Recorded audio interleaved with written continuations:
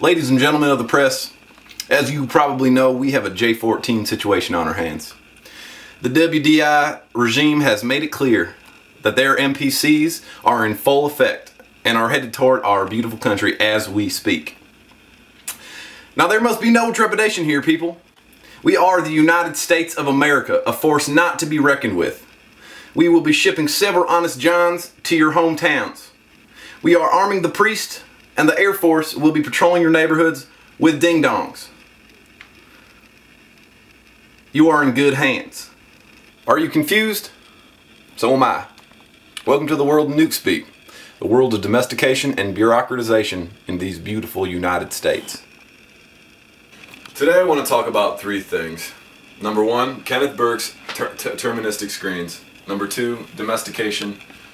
And three, bureaucratization, and how these three concepts are showcased by the government and scientific community in Mimi Leder's 1998 thriller, Deep Impact.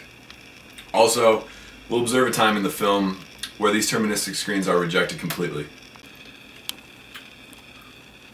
In Kenneth Burke's 1966 Language as Symbolic Action, he outlines the general meaning of deterministic screens and why we use them. Burke basically says that the terms we use because of our occupations constitute a kind of screen that directs our attention to particular aspects of reality rather than others. We need these screens because without them, there would be a mass confusion or mass hysteria. On page 50, Burke says, all terminologies must implicitly or explicitly embody choices between the principle of continuity and the principle of discontinuity. Burke, 1966, page 50. In other words, the terms people use will always direct the attention and shape the range of observations of the people that they are speaking to. So, now that you have an idea of what we're talking about, let's dive into two specific deterministic screens used in the film Deep Impact. First, we have domestication. In Edward Schapa's The Rhetoric of Nukespeak, he defines domestication as a rhetorical strategy which nuclear concepts are introduced into public discourse in a non-threatening way. In other words, it's using everyday terms to describe the extraordinary in an ordinary way. Schapa, 2003, page 255. For instance, in Deep Impact, the United States and Russia secretly constructed in orbit the spacecraft Messiah, which they plan to send on a mission to destroy the comet with nuclear weapons. This machine ends up failing and people are killed because of it. However, because the name is Messiah, it's associated with the aircraft, offers a sign of relief or safety to the public. This is because, of course, the word Messiah relates to Jesus and saving of all of his people. Next we have bureaucratization, which Schapa describes as a rhetorical strategy by which nuclear concepts are insulated from public inspection by acronyms or sanitized jargon. People like the United States government do this in instances where no friendly metaphors are available for things like bombs or other high-profile tactical weapons. They say things like CBRNE or SRAM and SSBN. This idea is present in Deep Impact when they are initially prescribing the situation that the world faces. They call the situation an ELV situation that would basically wipe out all life on the planet. If the president came out and said anything like the word extinction, excuse my French, well, all hell would break loose.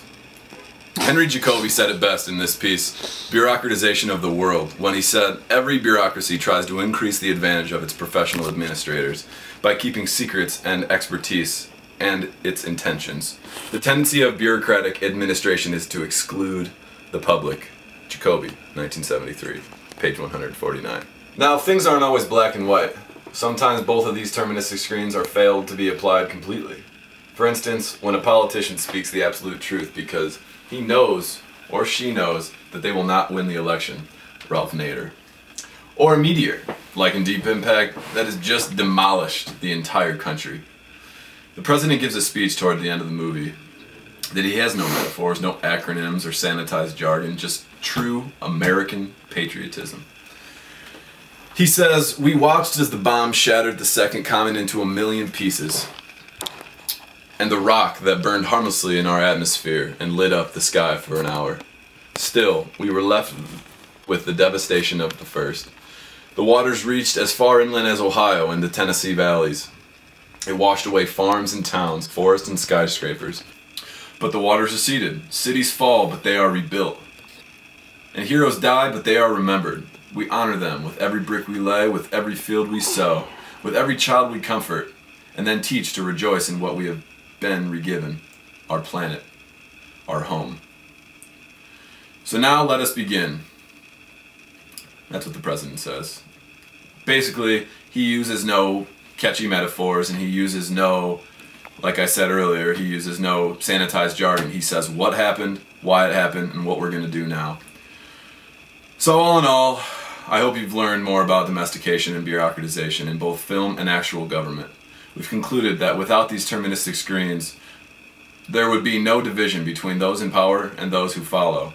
And when you break that wall, you've got problems. You are SOL. I'm Sam Sloma. Have a great night.